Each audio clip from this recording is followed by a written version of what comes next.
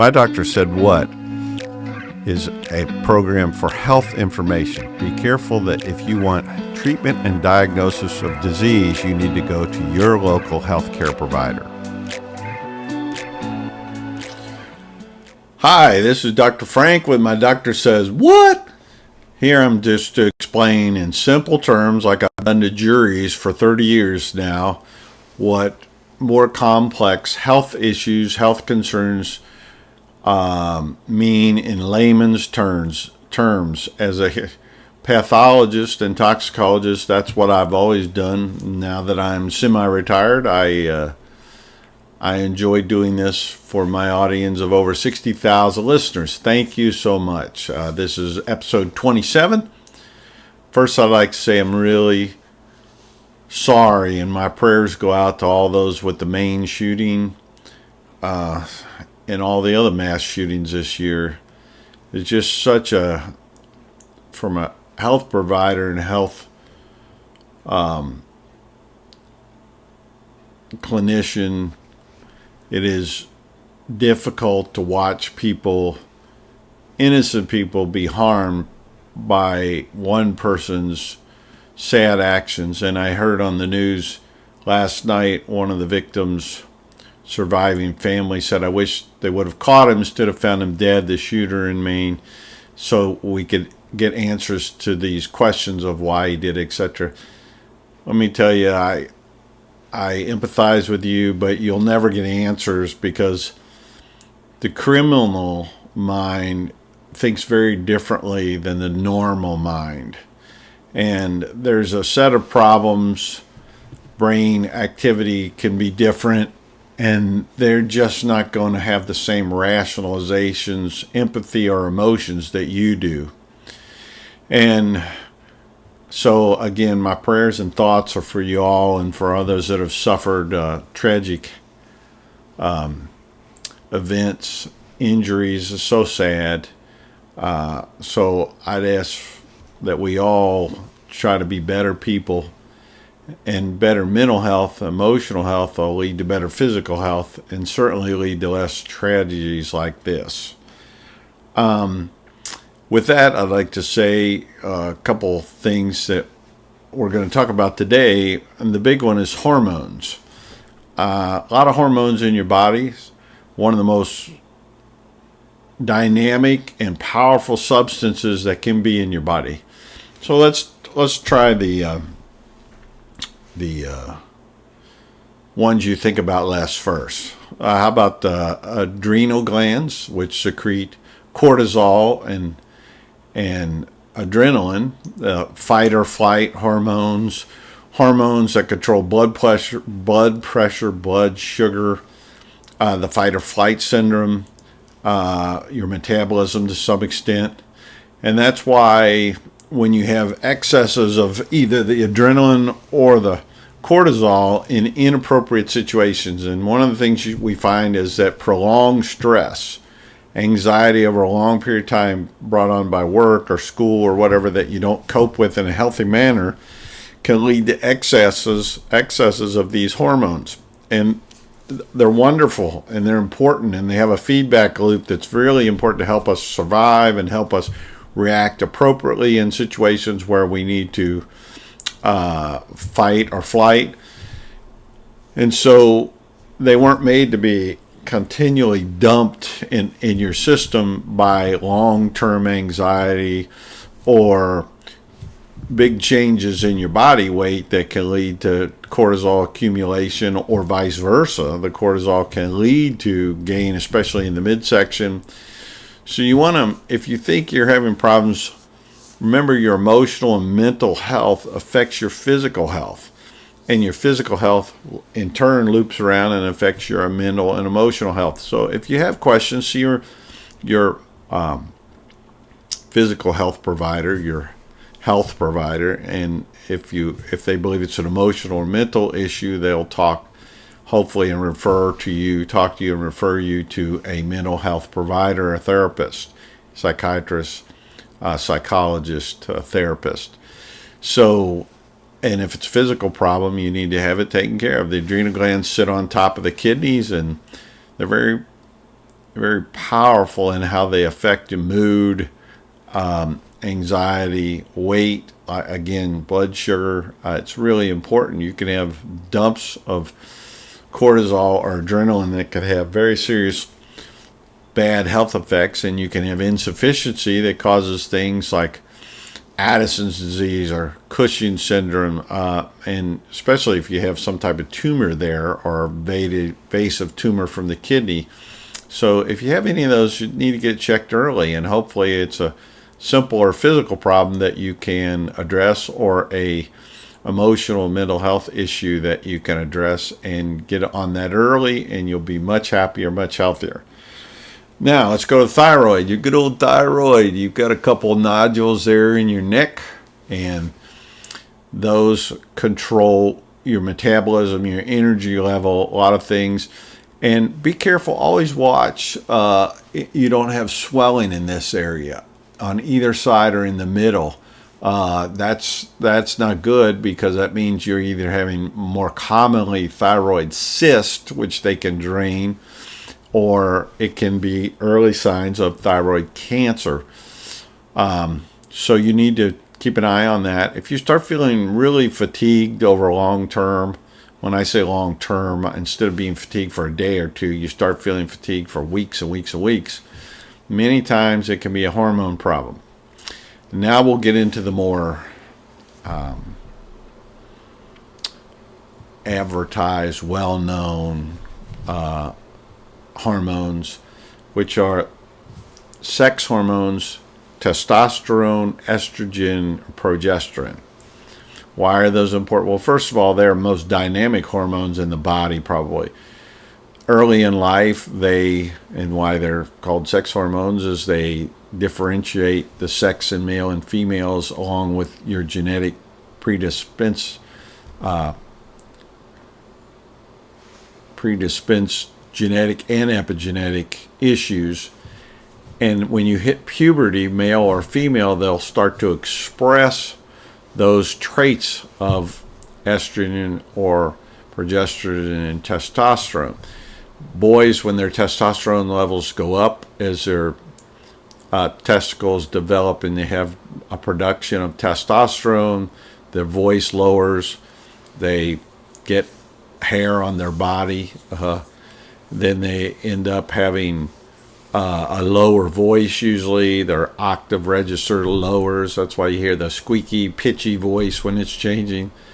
Male and female, due to these sex hormones, causes acne. You get increase in sebaceous gland excretions of the waxy, oily substance, especially on your face, a lot of times on your back.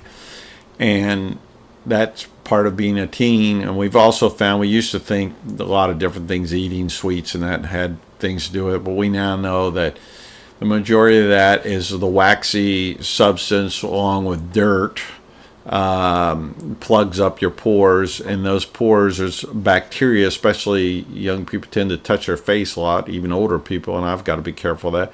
Then you touch with all different types of germs, bacteria, viruses, and that causes infections which are encapsulated in that plugged up sebaceous gland, which becomes a pimple or acne or blackhead or whitehead, depending on where you're at. And those can lead to scarring if they're severe. So there's a lot of things that your healthcare provider can do, and most of them are based on antibiotics now, a treatment that can really reduce acne from a systemic point of view. And for you ladies and men that are in your 50s or 60s and you say, man, I thought I was done with acne, 30 years ago or 40 years ago. Unfortunately, when you get to andropause for men, when testosterone lowers starting in your 40s and increasing as you go through your 50s and 60s, and then women that go into perimenopause or premenopause, many starting in their early 40s if they have intact uteruses and they haven't had a hysterectomy, and then going into their early 50s usually. And these are processes. People think they're events. Menopause is an event, or menopause, andropause is an event. It's not. It's a process of these glands producing less. And we find people really shifting when these hormones change by, as I've said in my podcast before, weight. Men that gain excess weight, especially around their middle, tend to produce more estrogen and lower their testosterone, so they end up having problems that are more female associated, like breast cancer, because it can potentiate your genetic potential to produce a set of events that can change the cell structure and cause breast cancer in male. Same way with females, as you change from a higher level of estrogen to lower, and your progesterone estrogen level changes, you can run into a lot of issues. The common signs of perimenopause for women are you start having thermal regulation problems, hot flashes. And those they can be all body, they can be hands, feet, they can, just feel like a fever all of a sudden, but they're a quick flash that may last for a while and really surprise you as the blood rushes to the surface and you feel these intense waves of heat. Along with that, there's some irritability, mood swings, you have problems bloating, water retention, weight gain in the midsection, just in the midsection. And you say, wait a minute, I don't understand. You look at these older actors, especially females, and they've got these slim middles even when they're in their late 40s or 50s, and you say, how's that possible? I like Gwyneth Paltrow. She's been very honest about her struggles with menopause. First of all, there's Photoshop. Many of their photos are Photoshopped. Number two, they are in a career kind of like professional athletes where their looks mean a lot and their performance is part of their looks. Other way around in athletes, but so they have to take things like diuretics, they feel like, which reduce water weight, and that temporarily not a great strategy long term, can have a set of effects on your kidneys and that aren't that great unless there's a real reason that your healthcare provider is doing that, not just to look good on Photoshop day. Every person's going to experience some of that. There'll be other symptoms, and osteoporosis, or a susceptibility to osteoporosis as your bones decalcify, is part of that process. And for men, it's much more subtle, but you'll see they'll have mood swings just like women, and you wonder why your partner or husband or spouse or whatever is having those in their mid to late 40s, or all of a sudden develop panic attacks or anxiety attacks. That has to do with dropping levels of testosterone, and their bodies change. You may even if you're fastidious about your diet and your sleep and your exercise, with the drop in testosterone levels, libido changes for women and men. Many times it drops significantly, and you find that your muscle mass really goes down. Your body composition becomes more fat and less muscle. So how do you prevent these things? Well, you definitely want to concentrate on good sleep habits, which are really tough during menopause and menopause. You want to concentrate on good diet, where you have healthy mixes of food. And again, Mediterranean diet, DASH diet, if you don't know, look them up. The simple principles will help you limiting your calories. I'm very active for mid-60s, and yet I cannot exceed about 2,300 calories a day or 2,200, or I gain weight. And that weight, because of my age, tends to go right to the middle. So I've got to constantly battle that. And also, as most people, you want to do some resistance exercising that keeps osteoporosis to a minimum. That's resistance as lifting weight or push-ups, pull-ups, body weight, using your weight or outside weight such as dumbbells or cables or whatever to have some real resistance. And then you need cardio activity, because you want to make sure you have a healthy heart, that you have healthy lungs, that you have good breathing capacity, and all those things will help consume calories and make you much healthier, for better circulation, better blood pressure control, etc., better blood sugar control. So you want those healthy tips will keep you from having to resort to early medications. Now, there will come a time, especially for some men, which testosterone will drop so low that your healthcare provider may suggest hormone replacement with testosterone, but that's fairly rare. We used to use that a lot for like burn victims and people that had wasting disease to help them build a muscle composition and recover. But there's a lot of side effects for men when you do that. A lot of cardiac effects you have to be careful of. A lot of problems with heightened emotions, the roid rage, as bodybuilders know. Let me say something about that too. If you look at women bodybuilders, I mean, they can have 16-inch arms, biceps. I mean, they can be huge, and that's not natural. That is testosterone induced. I don't care what anybody tells you. There's testosterone use. Now, that doesn't mean you can't have an athletic woman that has musculature that's not taking testosterone, but they may have naturally elevated testosterone. So, but it's testosterone mediated. That is the muscle building hormone. When you find women, they have some testosterone, the more they exercise a little more. Their estrogen progesterone balance, though, can really be really tough. And so you may need hormone therapy. And a lot of women do that, and it used to be a lot riskier than it is now. But if you'll go to like a transdermal patch of estrogen combined with, if you have an intact uterus, you've not had a hysterectomy, then you'll want to have some progesterone, and you'll want to have a ratio that makes sense. So your healthcare provider can do that for you, and when you do not have to take the estrogen orally, it's much easier on your liver and your kidneys. And as it's absorbed through the skin over time released over a week, and put a patch on every week, and then take your progesterone in an appropriate ratio, it can really help with a lot of the symptoms of perimenopause, premenopause, and menopause itself. When you hit menopause, when you haven't had a period for 12 months, a true period, that's just a definition. Menopause continues. People think, oh, I hit menopause, thank God all the symptoms are going to be gone. That's not true. It's a continuum, and it goes and comes and goes. Same way with men, it's just not as observable. So hormones are a powerful thing. We can do certain things to affect them in a positive way, and we can do certain lifestyle things that affect them in a negative way.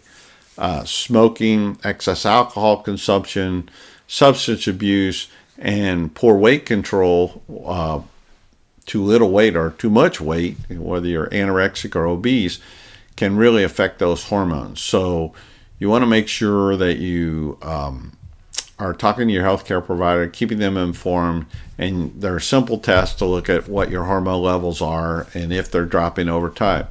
Last but not least, I'll say men, one thing you'll find with changes in hormone and age in general is your prostate. If you're normal, 90+% of all men, it will enlarge. And the problem with enlarging prostates are they have a thick capsule material around the outside of this gland that's somewhat oblong shape that the urethra runs through. And as it grows inwardly over time, it squeezes that urethra shut. And so you have this urge to go to the bathroom all the time, especially at night. And you have troubles going to the bathroom, and you have trouble stopping urination.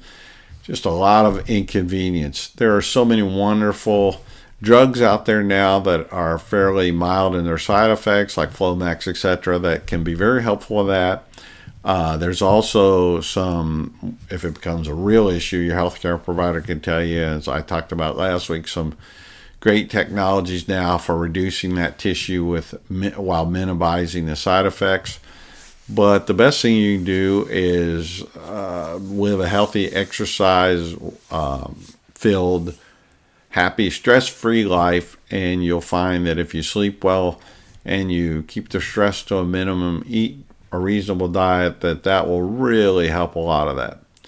So with that, I'd like to say, look at Dr. Frank Says What. Check it out on all major platforms, from Amazon to Apple to iHeart. and my YouTube podcast. Have a great day. This is Dr. Frank. My doctor said, what? Remember, send your comments and questions to Dr. Frank at mdswpod@gmail.com.